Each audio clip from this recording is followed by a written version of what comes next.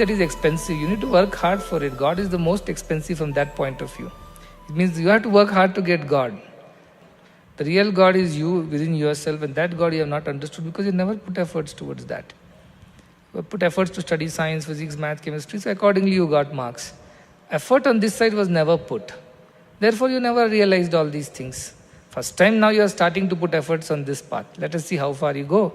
But then if you really, really want to realize that truth, you will realize it. How badly you should want? As a drowning man wants to breathe. That kind of determination, if you have, definitely you will get to know God, get to see God, get to experience God. And that is the idea, Satya Dhriti Batasi. You are so determined to know the truth that nothing else will work. A man on fire will not think of what marks he is going to get. He wants immediately some water to jump in and douse the fire. A man who is drowning will not think of what will happen after 10 years in his career. He will first worry about whether I can breathe or not. Like that, a Satya Dhriti is the one who is so resolute to know the truth now. And nothing else will come to that person's mind. Till I know the truth, I can't entertain myself with anything else. Is this not the reason why Nachiketa stood for 3 nights without eating and drinking? Because there was no other thought in his mind. This is the only thought that was totally occupying his mind. That I must know this. Other than that, till I get to know this, I can't eat, I cannot drink, I cannot sleep, I cannot rest. That is Satya Dhriti in Nachiketa. Very beautiful word used by Yama to describe Nachiketa's resolution to know truth. The next one, it's very nice shloka again, 10th one. It says, Janamyaham Shevadhi iti anityam. So you combine it, Shevadhi ritya nityam. Na hi adhruvaihi praptehi dhruvam tato maya nachiketaschtitogni anityair dravyaihi praptavan asmi nityam. A very beautiful shloka. It says, Janamiham, I always knew Nachiketa. I knew what? Shevadhi, these treasures that I was offering you. Cows and horses and gold and beautiful wives and children, grandchildren and all the wealth. All these treasures, Shevadhi, that I was offering you. It all was anityam only. Iti anityam. This treasure is impermanent. I always knew that, Nachiketa. Then he says, I also know nahi adhruvaihi prapyatehi dhruvam tad. From the temporary things, nobody can attain permanent results. Also I know all that. Janami aham. I know that these treasures that I tried to offer you was all impermanent. I also know that from impermanent things, you can't attain permanent things. Therefore, this was not possible for you to attain truth through all these offerings that I made to you. Tato maya, therefore what I do, he says very nicely, Yama says, Tato maya, that's why what do I do? Nachiketaschitognihi, I taught you about the Nachiketa Agni. Because Nachiketa Agni is an impermanent one, he's saying. I tried to tempt you, delude you, and I also taught you Nachiketa Agni, which people are so interested in. Because they think if they do this, they'll go to the highest of the heaven and then they will enjoy forever. They think like that. So that's why I taught you. And how did I teach you Nachiketa Agni? Anityair dravyaihi. All that which is to be offered in the Nachiketa Agni are all temporary things only. Grains, ghee, or any other offerings, any sacrifices that you need to make. All are temporary things in Nachiketa Agni. So whoever offers temporary things will get temporary results only. That is what he is trying to say. You make a castle out of sand, it will not stay permanent. The sand itself is very flimsy. It won't stay long. You make it out of stone, it will stay longer. Like that, I taught you this Nachiketa Agni using all impermanent things. All the things of this world. It means the results that will come out of it also will be impermanent only. It will not stay long. So I always know all these things, but I was trying to test you. Why do I do this? Because if I teach people like this and they get tempted, then what happens? Anityai dravyaihi. I will teach them through impermanent offerings. And what will happen in the process? Praptavan asmi nityam. I will become permanent. All these heavens will come and go, but I will always come and stay.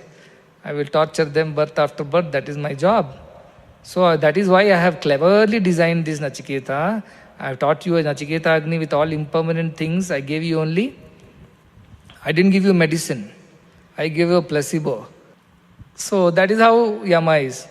I will not give you the permanent solution on my own. Why? Because if I give you, then I will become impermanent. I cannot come again and at the next birth and catch you. So Yama has decided like that. Everybody should remain ignorant, and also I'll increase their ignorance by teaching them Nachiketa Agni.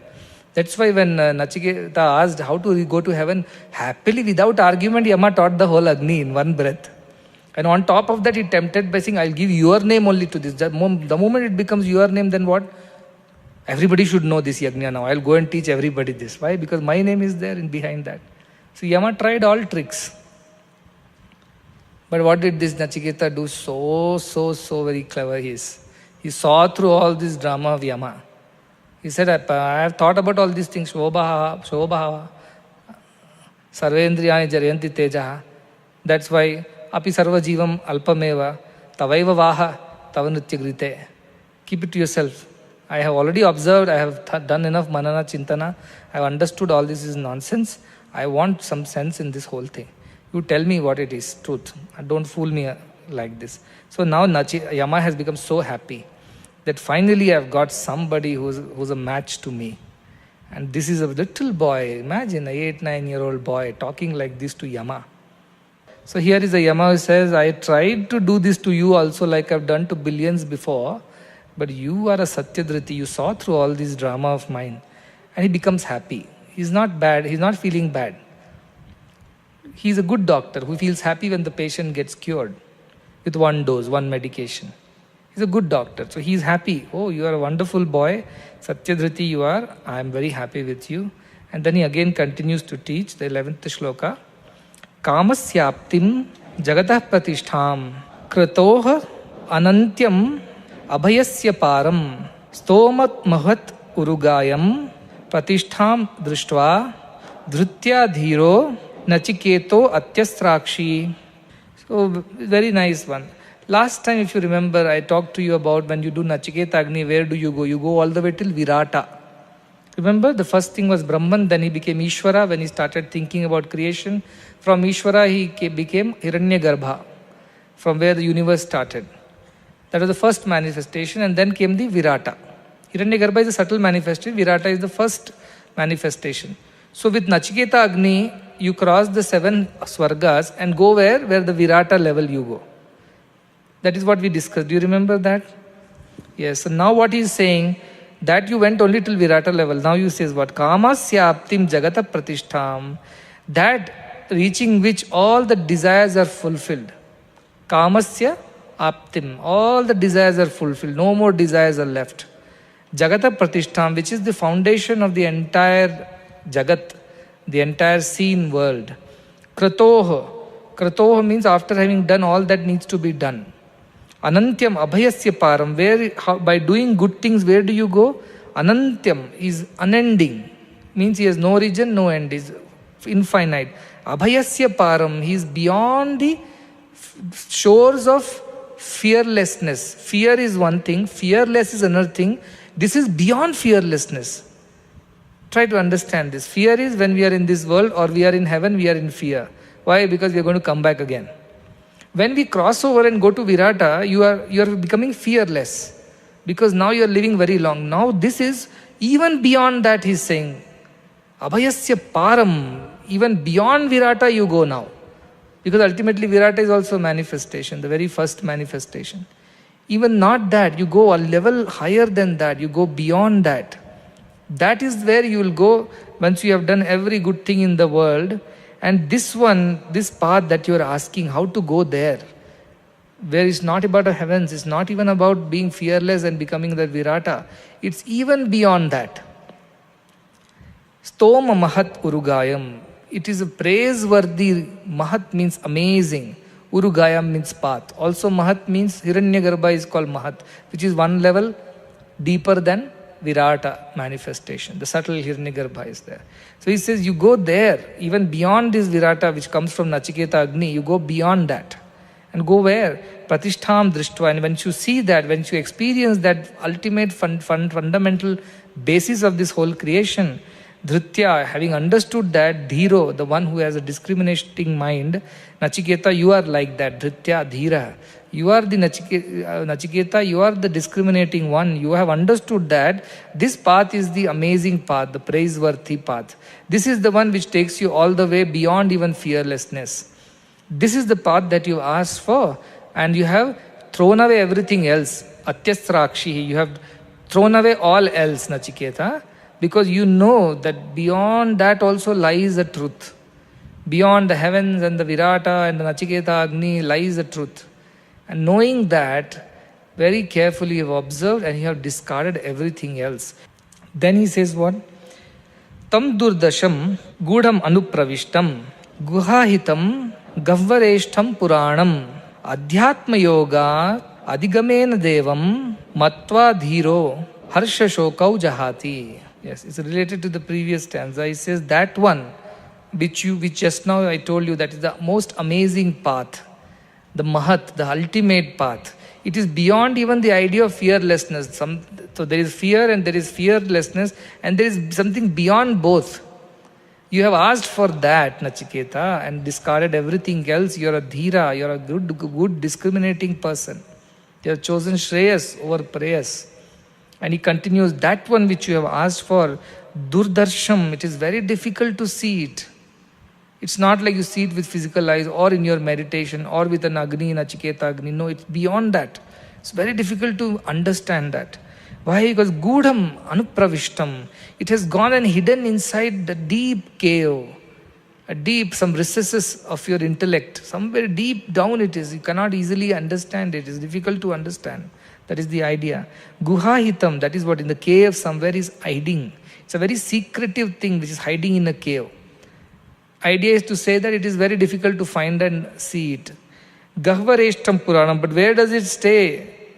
Gahvareshtam, amidst the misery, it says. Amidst the misery, that happiness is hiding. The idea is so beautiful. You are only seeing misery otherwise in this world. But this happiness of Brahman is not hiding elsewhere. It is hiding in the midst of all the miseries. Puranam, and it is the oldest one, the most ancient one. It was there right from the beginning and never left. You people came and went, but this truth, which was hiding in plain sight, amidst all the worldly things, amidst all the misery, this truth was hiding. And Adhyatma yoga, by practicing what yoga? Not Hatha yoga, not Raja yoga, not Jnana yoga, not Karma yoga, not Bhakti yoga. Adhyatma yoga, it says. We'll understand it in detail. Adhyatma yoga, Adigamena Devam, by performing Adhyatma yoga, one goes towards this Devam. Devam means the effulgent one. One gets closer to this effulgent one. Matva Dhiro, knowing which, Adhira, a discriminating one, Harsha Shokau Jahati, gives up both happiness and sorrow. See, gives up fear and fearlessness, gives up both happiness and sorrow. Nachiketa Agni was to attain happiness and get rid of sorrow. Here, in this state of mind, both are given up. Neither you crave for sorrow nor happiness, neither you are affected by this and that. So this is a level higher than Nachiketa Agni. This is the idea that Yama is telling. Earlier you only ask for that which will give you happiness and help you avoid sorrow. Here is this state where both happiness, sorrow don't matter to you anymore. You have become the screen. Both don't matter. Sad scenes or happy scenes don't touch you at all here onwards. That is what you are asking for. But it is very, very secretive knowledge. However, at the same time, the paradox is that it is hiding right here in front of you, in plain sight. But you need to have the vision to see it. Sometimes children find the hidden object in a picture, find this thing, that thing. Then they will keep searching in the whole picture. It will be very subtly hidden. Have you played that game? Or find the differences between the two pictures. And then you have to really put careful effort, because the clue is that it is there in the picture only. It is not somewhere else. It is right there. Find the flower or find the watch, they will say. And they would have very carefully hidden it into the whole picture. Though it is in front of your eyes, you are not able to trace it where it is. But somebody you carefully, a dhira, carefully goes through every bit and every detail of the painting or a picture, finally spots it. That is the idea that this thing is hiding in plain sight, yet it is as if it is hiding inside a secret cave. Like that object that has to be spotted in a picture. Though it is in the picture, yet you are unable to identify it. That is the plight of the humans, he is saying. This knowledge is like that. This knowledge of Brahma Vidya is not somewhere else. It is hiding here, right in front of our eyes, it is there. But disguised as world.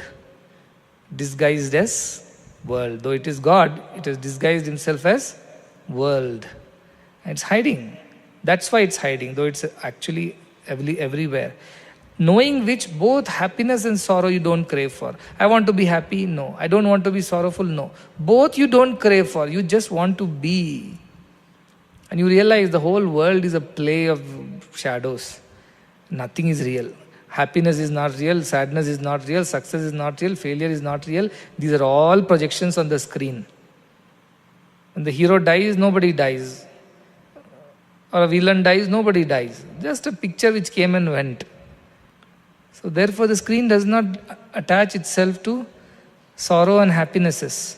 You will reach that stage. So far you are only worried about the stage, or at least you asked about the stage, Nachiketa Agni, which was to become happy. He says, I have heard about Swarga, Swarge Loke, na bhayam kinchana asti, na tatra tvam, na jaraya bibheti. You are not there in Swargaloka, and I believe there is no fear in Swargaloka of old age and death. And also he says, Ubhaya tirtva, after having fulfilled both ashnaya pipase, hunger and thirst and all, shokatiko, I give up sorrow alone. Modate Swargaloka, and enjoy in Swargaloka. That was all the idea of Swargaloka was. Here is the idea, harsha shoka jahati, both happiness and sorrows I don't bother about. I have gone beyond that. When things happen good, I don't jump around. If things go bad, I don't go and shrink. Both don't happen at this stage. You are equanimous. You are able to take everything in equally without getting affected, like the screen, which takes care of it. Like that you will become once you know. And how do you become? What yoga should you perform? Adhyatma yoga, it says. So what is Adhyatma yoga? You try to understand. I told you 3 types of problems we face in world. That's why 3 shantis. What are the 3 shantis? One is Adhyatmika. You are the cause of your own problem. So for that. Then Adhibhautika. Others are cause of your problem. So for that. And Adhidaivika. Gods are the cause of your problem. For that. We do these 3 things. Shanti, Shanti, Shanti. But similarly, what is Adhyatma? That which is about you. Adhyatma. Atma means me. Self. Adhyatma, that yoga which is about you. So what about all the other yogas? Bhakti yoga, is it not about me? Or Jnana yoga, it is not about me? Or all the Raja yoga, is it not about me? No, it is all about your body. Raja yoga will study your body. It's about your mind, it will focus your mind. But who are you? You are neither the body nor the mind. Haven't we learned just now? We are beyond that. What about the pujas that I go and do, I worship? No, that is also not for you, because that is for you to go to heaven or to solve your problems. Give me good marks, make my father better, make my mother healthy, make us earn more, make my brother get an admission in your college. That is not about you. Then what else you do? You also do karma yoga, service.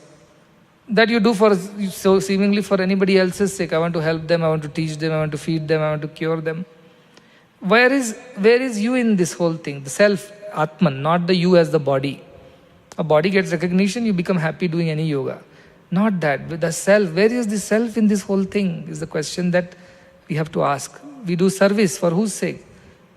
We say do it for the poor people's sake. Okay, but who is feeling happy? The body and the mind is feeling happy. Mind feels, I have done something good.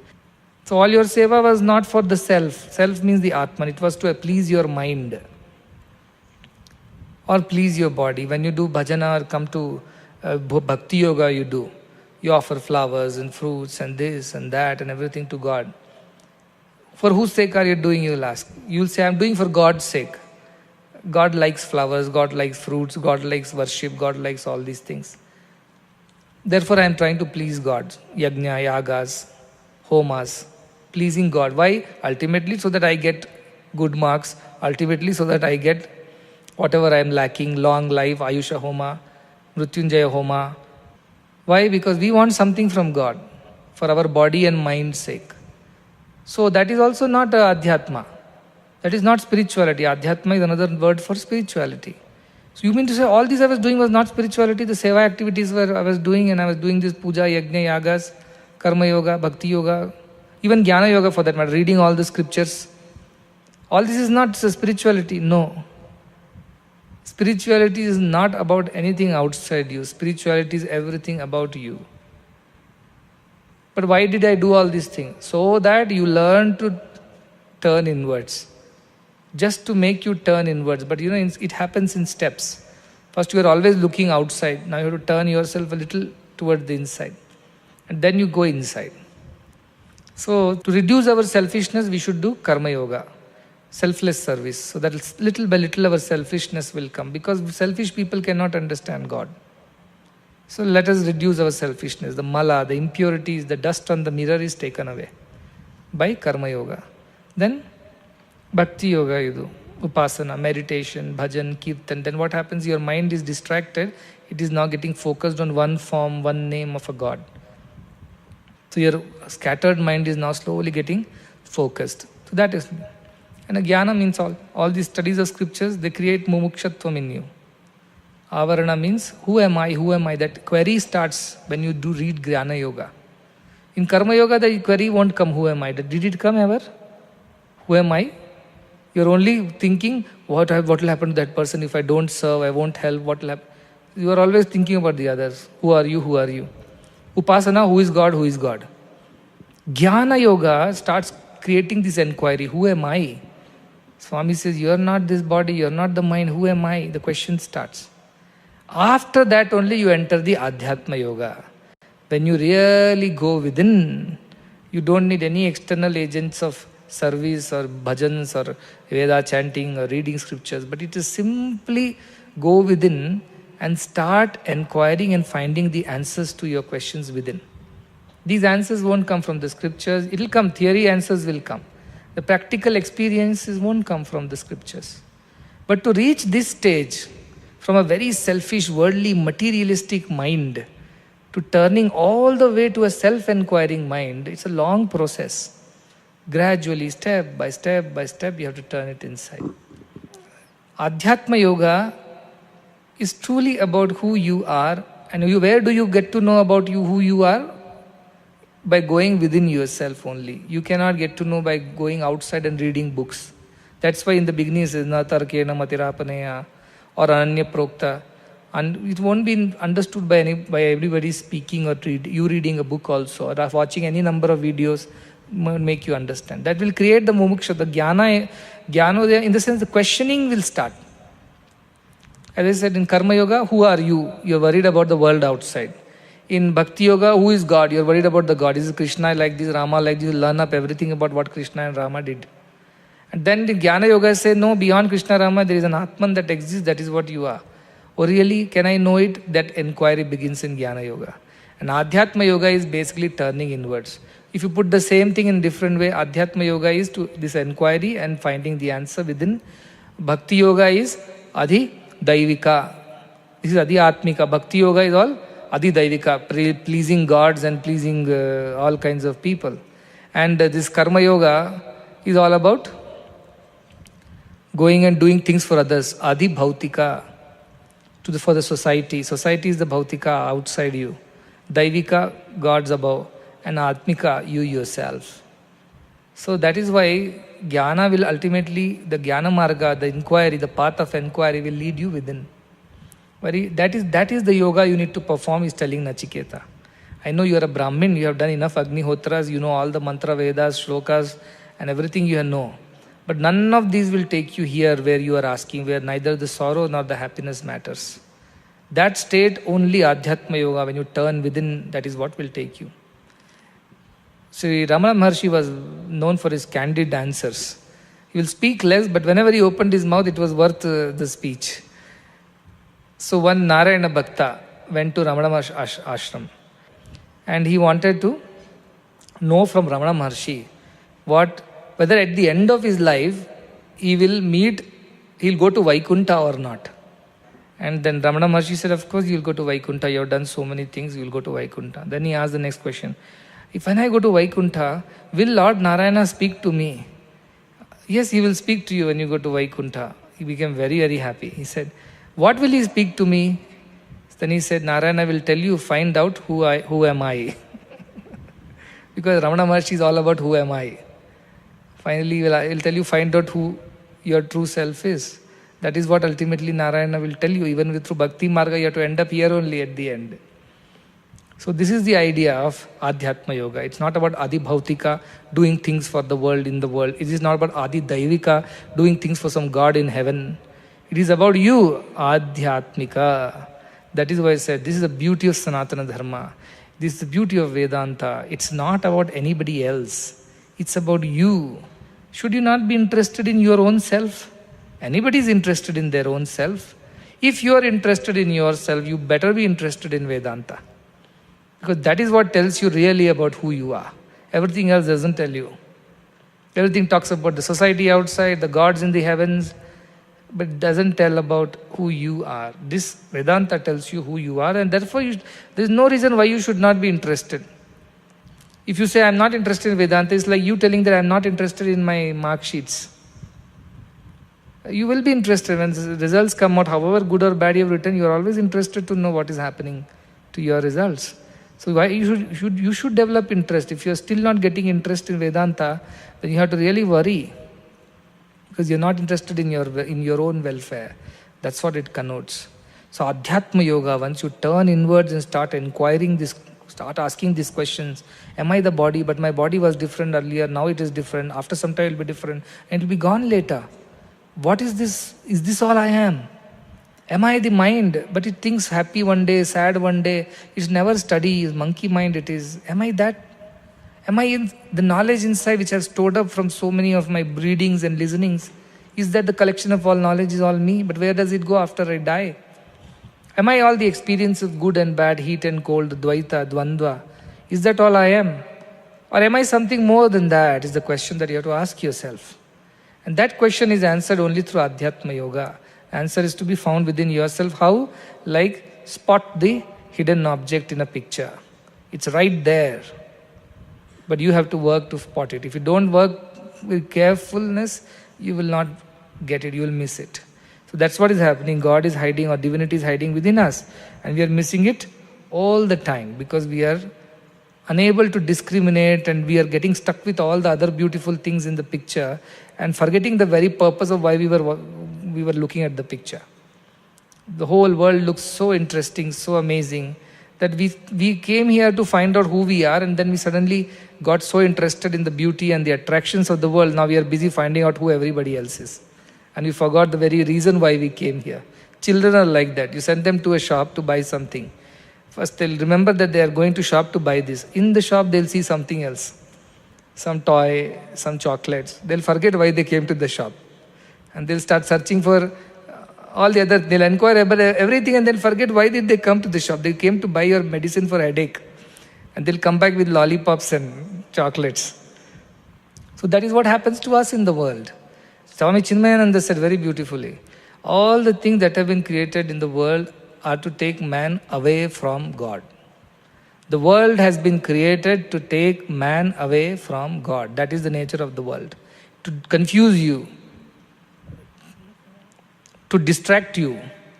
Like Yama said, no, I taught you Nachiketa Agni first, I tried to distract you. I taught you about heaven and hell and all these things. I tried to make you deviate. So the whole world has been created only to take man away from God. Never forget this sentence.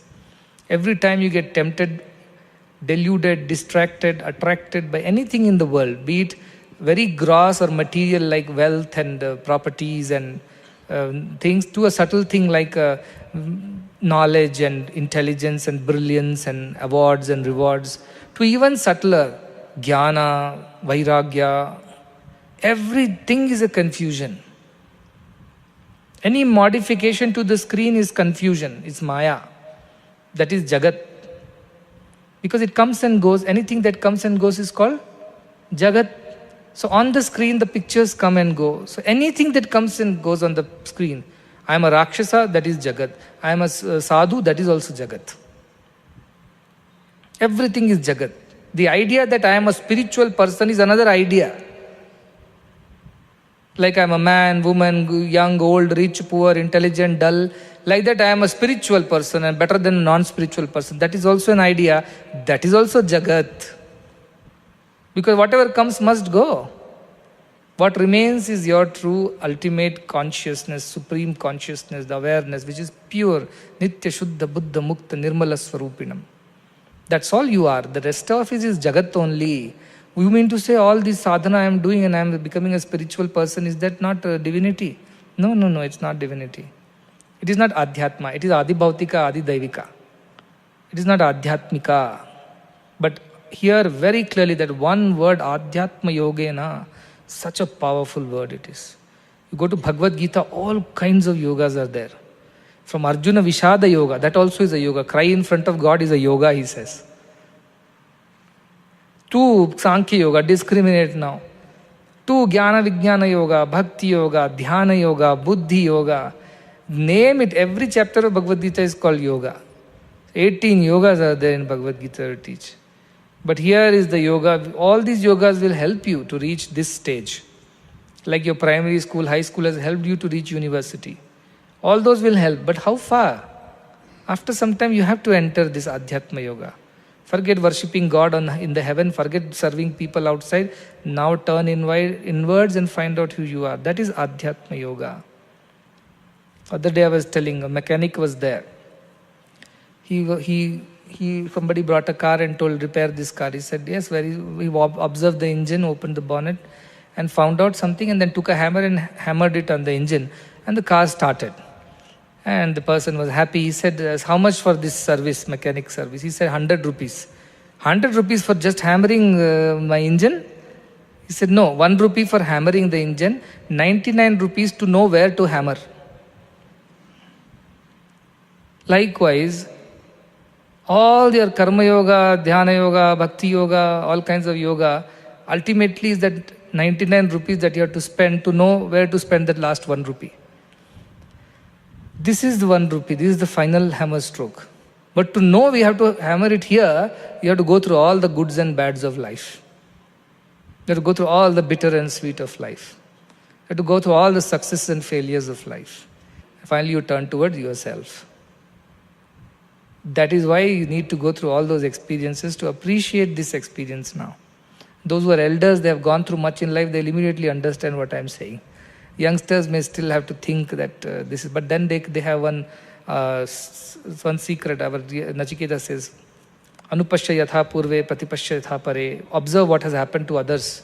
Observe what is happening to others around you. Gandhiji says, a wise person learns from others' experiences.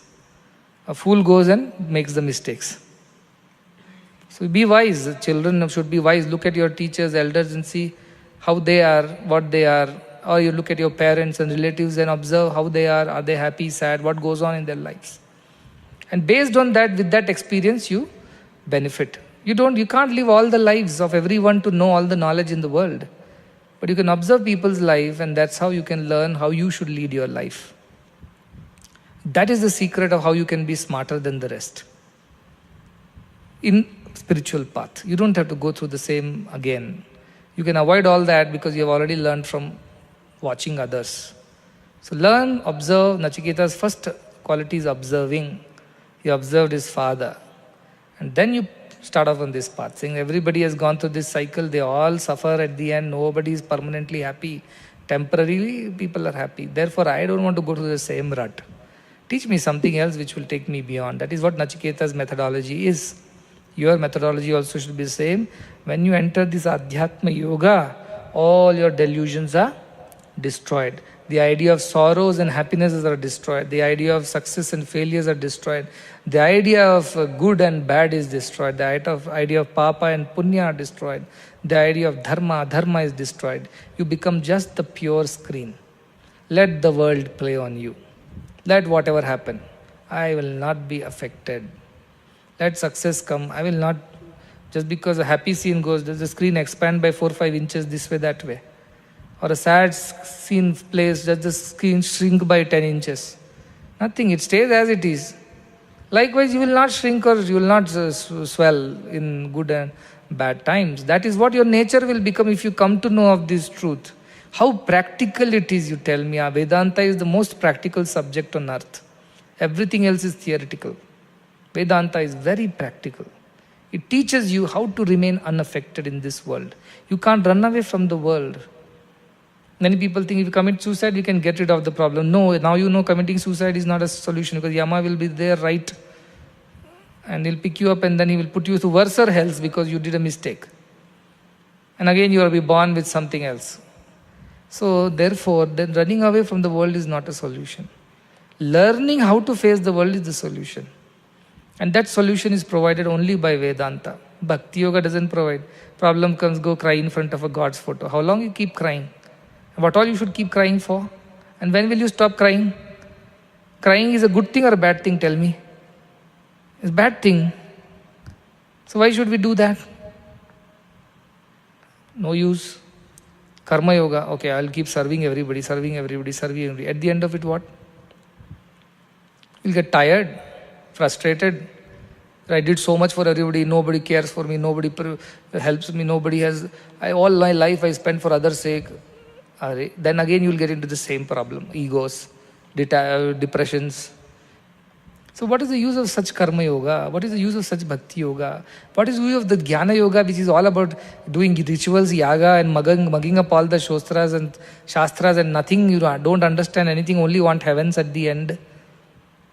Beyond that you go, Adhyatma yoga, beyond that is you. You go within and find out the truth.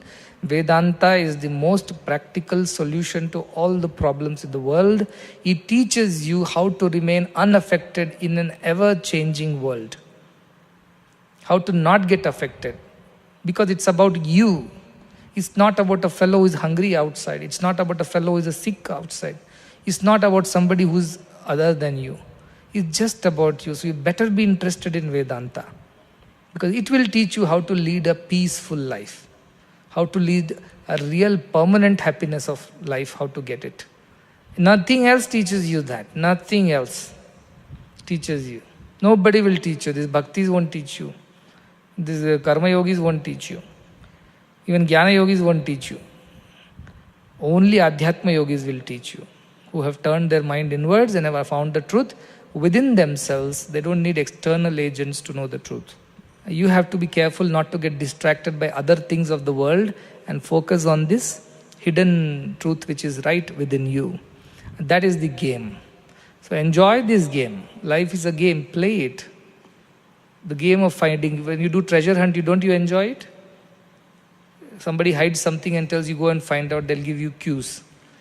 Go here. You open this, you got another chit, you go there, then find another chit. How interesting it is. Do you tell all these your brothers or sisters, hey, don't bother me, tell me where it is. Then where is the game? Where is the game? If they tell you this is where the thing is hiding, go take it. Oh, they want to play a game, a treasure hunt, they hide things, give cues. That's interesting, you enjoy it. Enjoy this game of life, of finding yourself amongst all the clutter of the world. Amongst goods and bads, about happiness and sorrows, try to search for yourself. Find yourself. That is the game about. And enjoy this game. If you forget that this is a game and you think it is too serious, then you get angry with all your friends who have hidden things. But if you enjoy it as a game, you start appreciating it. Every day is an excitement. A search for yourself. It's an excitement. So that is why you should think like this and not the other way. Don't get distracted by too many things in the world. Keep your focus on what you're searching for and find it. How? By turning within Adhyatma Yoga. That's where you become permanently equanimous.